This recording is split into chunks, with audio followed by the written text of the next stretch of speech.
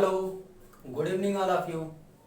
बच्चों, आज के क्लास में हम आपको डाल्टन एटॉमिक थियरी के बारे में बताएंगे।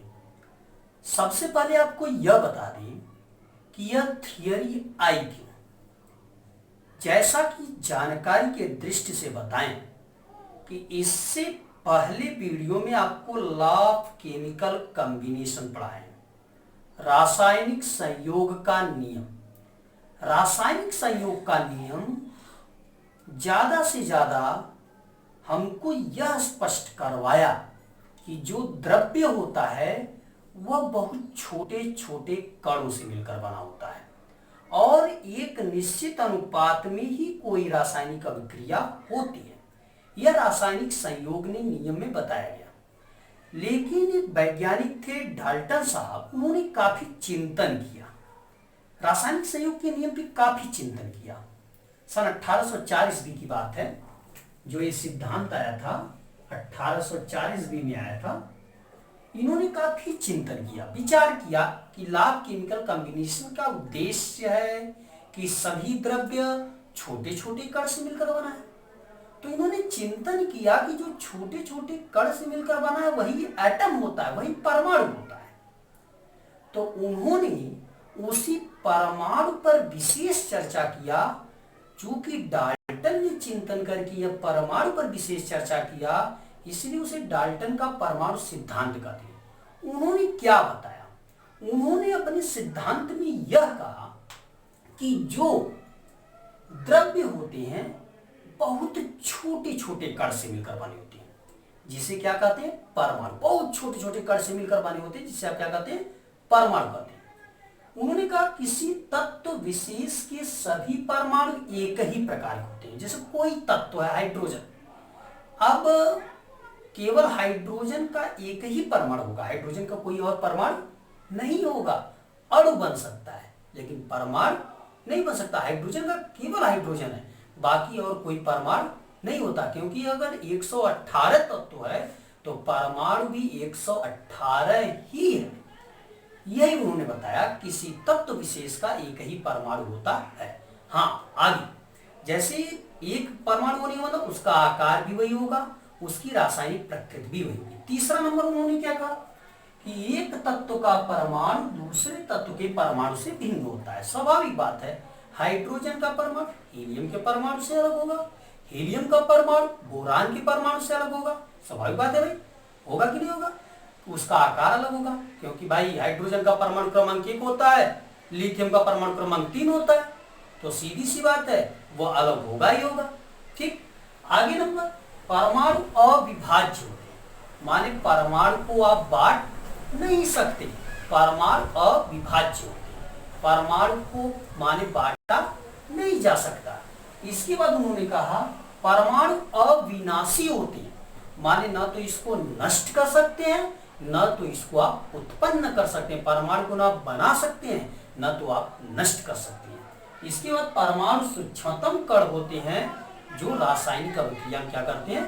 भाग लेते हैं। इन्होंने अपने सिद्धांत में यही सब बताया, परमाणु छोटे से छोटे कण होते हैं जो रासायनिक अभिक्रिया में भाग लेते हैं। तो आने वाले वीडियो में हम आपको इनकी कमियां बताएंगे। फिलहाल आप डाल्टन के परमाणु सिद्धांत को अच्छी तरह से समझ लीजिएगा। आने वाला वीडियो डाल्टन के परमाणु सिद्धांत की कमियों को बताएगा। तब तक के लिए आप इसको अच्छी तरह समझ लीजिएगा। धन्यवाद।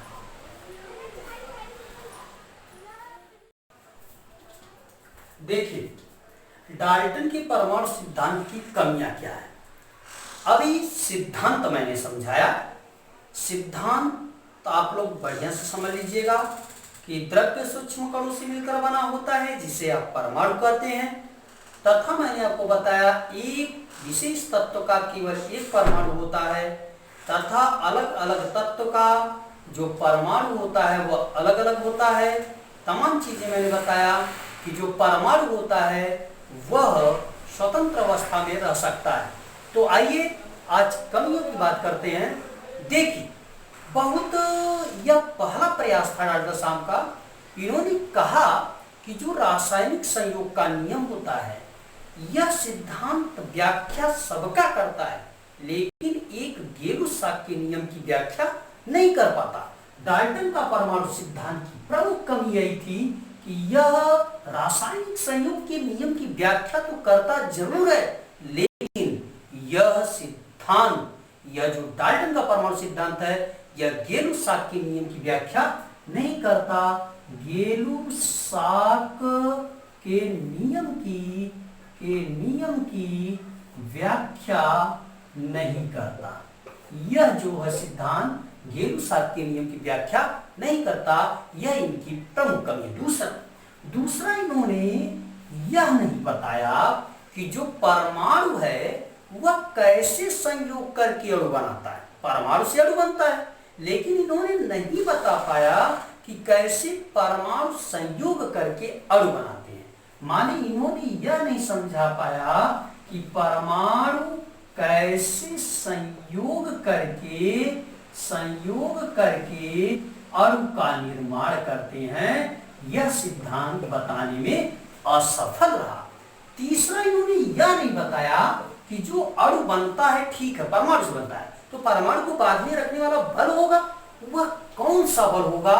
उन्होंने परमाणु को बांधे रखने वाले बल के बारे में व्याख्या नहीं किया। उन्होंने परमाणुओं को बांधे रखने वाले बल की व्याख्या नहीं कर पाए। माने इन्होंने यह नहीं बताया कैसे अणु परमाणु जब अणु बनता है तो परमाणु कैसे बनते हैं, किस बल से बनते हैं, इन्होंने यह नहीं बता पाया। चौथा इन्होंने यह नहीं बता पाया कि परमाणु स्वतंत्र क्यों नहीं रह सकते, स्वतंत्र किसी रासायनिक अभिक्रिया में क्यों नहीं रह सकते, जबकि अणु जो होता है वह स्वतंत्र हो सकता है, वह उन्होंने नहीं बता पाया। फिर से सुनिएगा, डाल्टन परमाणु सिद्धांत की प्रमुख कमी थी कि यह गेलु-साक्य नियम की व्याख्या नहीं कर पाए। फिर सुनिएगा, डाल्टन के परमाणु सिद्धांत की प्रमुख कमी थी कि यह गेलु-साक्य नियम की व्याख्या नहीं कर पाए। दूसरी कमी इनकी यह थी कि इन्होंने यह नहीं बताया कैसे परमाणु संयोग करके अणु बनाते हैं। तीसरा इन्होंने यह नहीं बताया कि जब परमाणु बढ़ते हैं जिस बल से, वह कौन सा बल होगा, उस बल की व्याख्या इन्होंने नहीं किया। चौथा इन्होंने ये नहीं बताया किसी रासायनिक अभिक्रिया में परमाणु क्यों स्वतंत्र नहीं रह सकता, फ्री नहीं रह सकता, जबकि अणु रह सकते हैं। यह डाल्टन के परमाणु सिद्धांत की प्रमुख कमी थी। तो आने वाले वीडियो में हम डाल्टन साहब के वर्तमान स्थिति के बारे में बताएंगे।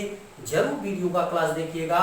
यह तो अभी डाल्टन के परमाणु सिद्धांत जब लागू किया गया तो उन्होंने काफी चिंतन किया, रासायनिक संयोग के नियम पर काफी चिंतन किया। उन्होंने कहा रासायनिक संयोग का नियम जब होता है तो जो द्रव्य वो छोटे छोटे कणों से मिलकर बने हैं, वह रासायनिक संयोग में बताया गया।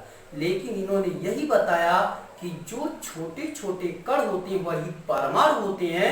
उन्होंने उसी पे सिद्धांत दे दिया, जो कि सिद्धांत मैंने आपको इससे पहले बताया, और लेकिन इन्होंने सिद्धांत में कुछ कमी छोड़ दी। उस कमियों के बारे में मैंने व्याख्या किया। इसको भली बात आप समझ लीजिएगा, नोट कर लीजिएगा। आने वाले वीडियो में डाल्टन साहब की वर्तमान स्थिति क्या चल रही है परमाणु सिद्धांत की, उसके बारे में व्याख्या करेंगे। तब इसके बाद आपको आने वाले वीडियो में हम आपको बर्जीलियस का सिद्धांत पढ़ाएंगे। धन्यवाद।